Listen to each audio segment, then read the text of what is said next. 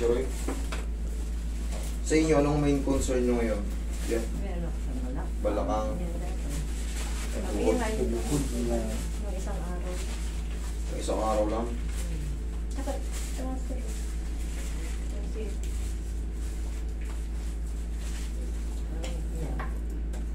Sakit ba siya?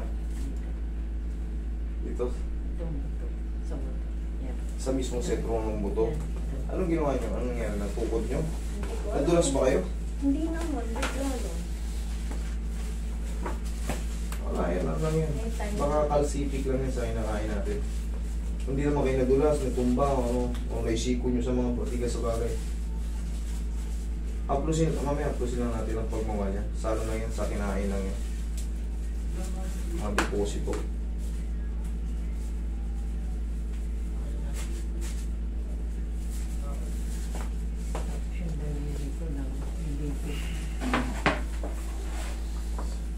Pag-edad. Ano?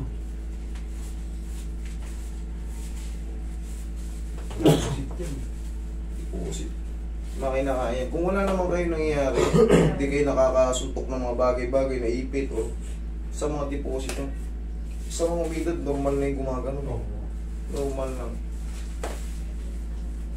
Pero wala naman, yun nga, basta pag wala kayong nangyari sa inyo, hindi kayo nakasuntok ng bagay, hindi kayo naipit, hindi kayo natulas, puro na laglagan ng kung ano-ano. Wala lang. Nagulat na lang kayo minsan. Parang ano, unti-unti lang kirot, nas napipilipit, mga tumutupi. Yung mga lola mo, pati paa. Mga ganun. Oo, parang luya. Oo, bumubukol yun dito sa meno. Parang luya.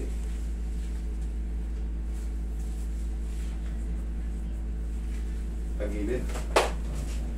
Yung mga ganun po, lumalaki yun. Oo, yung mga ganun. Parang luya. Lola ko ganun eh. Yung utol ko nagmana. Mm. Yung sinundan ko, lalaki, ganyan, paa niya.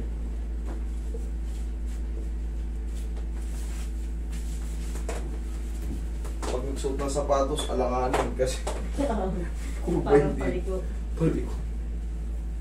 Kailangan maluwag yung ano, kailangan medyo maluwag yung sa ulan.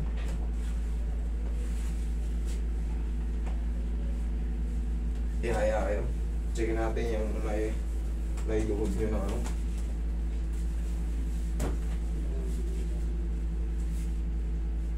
Ba't pumigas ah? Huwag yung labanan. Yan. Ayun. Medyo Luminis. medyo lumiis din to ah. Tumigas. Ayan.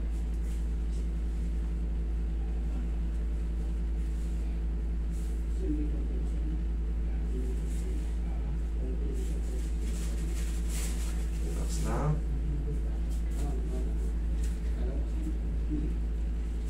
Gusto mo ngayon ba? Si Lois, baka makalimutan si Eli. May pasok si Eli?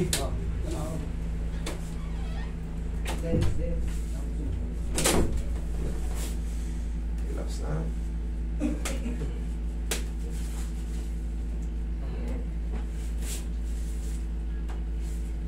Pag ano, huwag nyo hawakan dito. Ito lang tigasan nyo.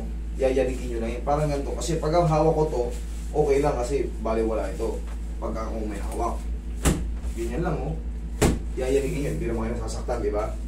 Ganun lang, yanikin nyo na yung tuhod nyo pag may biglaan lang na may kumirot na ayan. Pagpapantay kasi goods yan. Pero kung sipain nyo nakapagkalto kayo, hindi pwede. Kailangan diretso lang. Safe yun.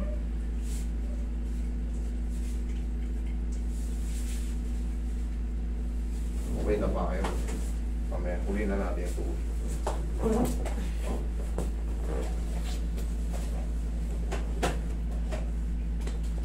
Relax na.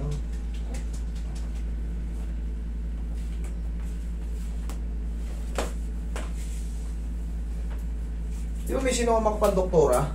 Ayun nga po, asahan mo pa po yun. Oo eh. Yung anak nila ay may scoliosis. Dahil nahina nun. Kasi may pasok pa. Okay. Kumusta na si Doc? Okay na. Ayan ah, kasama to doktora, pinunta niya rito.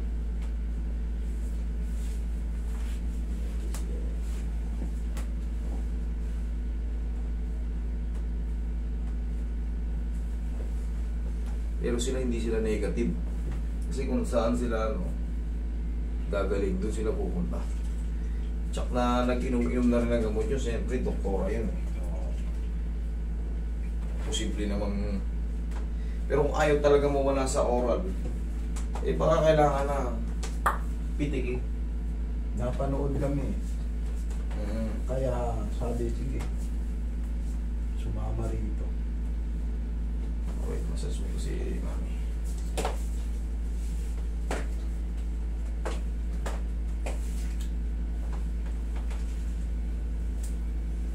Tama?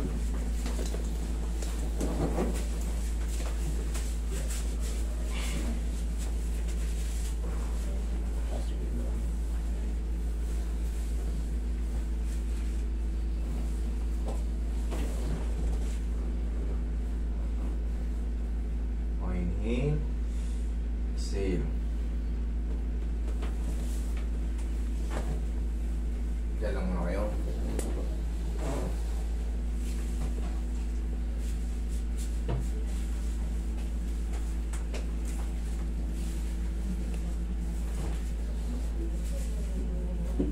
Sa mga tuhod yung gano'n, yanig lang, tapos apusin nyo lang ng pagmamahal yan. Naipit lang ng, medyo kasi yung degenerative change natin, hindi natin mamamalayan kung kailan na-atake. Pagka nabigla, naipit, bungan nga yung pag-edad, rumurupok na yung mga tendon natin, mga muscle natin, yung minsan nga yung aabot ka lang sa likod. Oh. Parang hindi mo na maibalik. Yun. Masakit. May inabot ka lang nun, kasi minsan nakakalimutan na natin yung mga basic. Sa umaga, nakakalimutan na natin yan eh.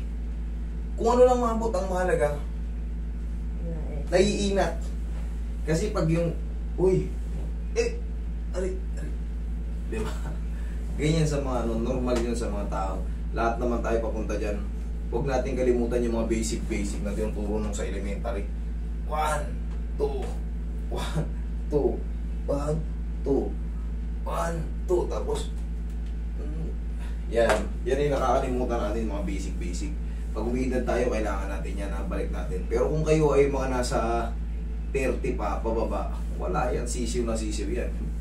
Pero pag ikaw ay 60 pataas na, senior citizen ka na.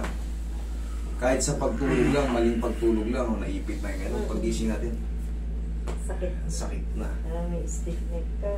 Yan, bigla lang. Kasi nga yung mga sa spine natin, kusa itong nasisira, nawawala ng sustansya.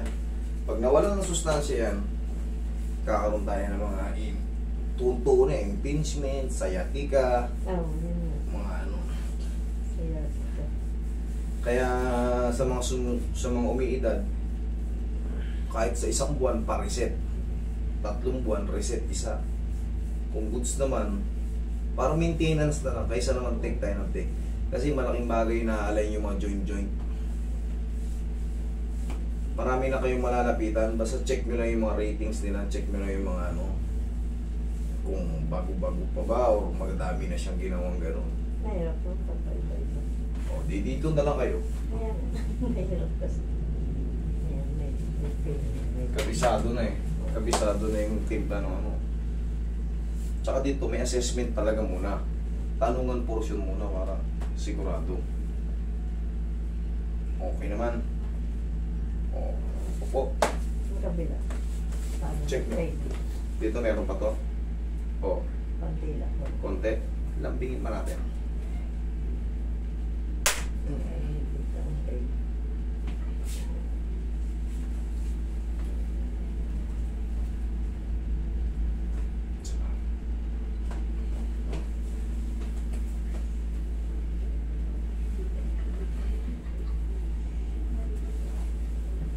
Relax na.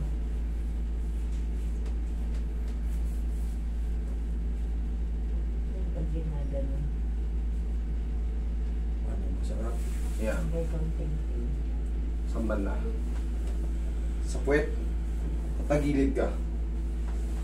Kala ko dito sa tuhod eh. Dito pala. Dito. Dito pala. Okay, relax na. Yan. Lamunan mo lang. Good. Kabilang side. Ito pala sa balakangan eh. Nakalak sa tuhod. Okay, relax na.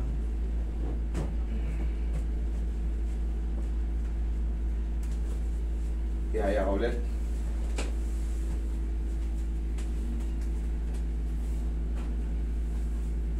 Tanggalin mo yung kamay mo nga. Yan. Kaya. Masakit siya pag nakaganyan. Tayo ka. Hindi po pwedeng gano'n. Tayo ka. Sige. Tayo. Tayo. Sige nyo ng paganto. Yun! Perfect. Upo kayo. Okay na. Kasi hindi ko ma-perfect sa ano eh. Nakaliyad yung foot niya. Pero sa sarili nyo, kaya nyo rin sa posisyon ng gano'n. Kasi kailangan medyo yuyuko eh. Okay. Higa ka ulit. Dali na masakit pagka inaano natin eh.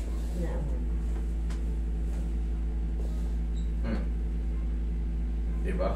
O di, siya rin. Kita niyo yung posisyon. Sa posisyon nyo, kahit siya lang, naayos niya. Siyempre, sa tulong ng gabay ko. Kasi pagka wala, hindi niya alam yung ginagawa niya, hindi niya maayos yun. Pero kung may mag-guide na marunong,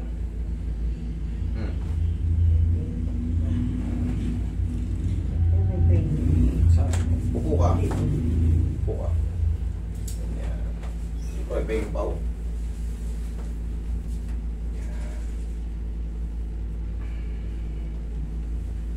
Kailangan lang naman yan, mapalagotok. Buhat ng ako. Babalik mo sa akin ha.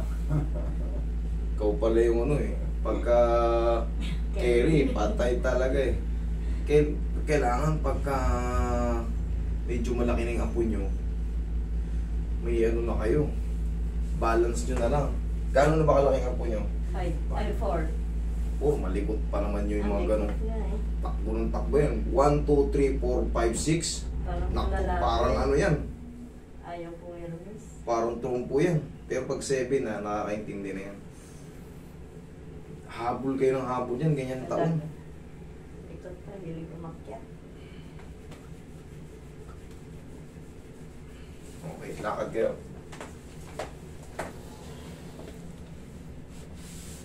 Check yung tuhod nyo. Okay naman. Okay sa balakang. Hindi na ganun po, sakit ang balat. Sige nga.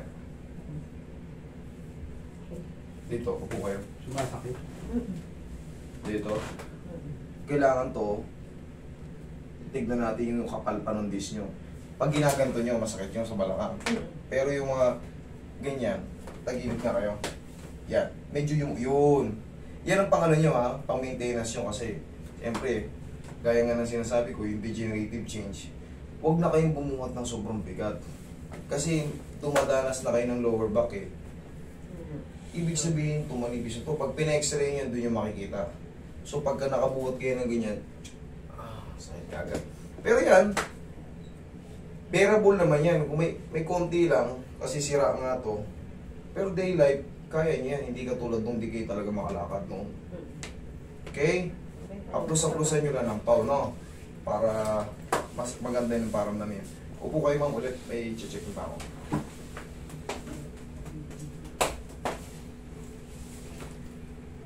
Yung ano yung ano. Lower back. Master. Lower back. Pag nakaganyan, okay naman. Okay. Pag tayo, Pag gumano na po yan. may nahahatak para ano, o ano, masakit. Masakit ba siya? Masakit, di naman. Kaya naman, bearable naman. Okay. Ayan, masakit. Pag ano kayo, pag ano na rin kayo, yung parang gilder, Yung Support na. support. sigurado kayo palaging buhat ng buhat eh, kaya ganyan. Ano pa? Walang tigil eh. Ma'am, kailangan nyo talaga, siyempre, umiidad din tayo, hindi tayo pabata. Mag-iingat kayo sa pagbuhat nyo. Ha? X-ray. O sige, pa-x-ray nyo, tignan natin Para makita kung gaano nakanipis yung ano. Para, Siyempre, talaga, hindi maiwasan. Kaya ito ha, alam niyo naman dito.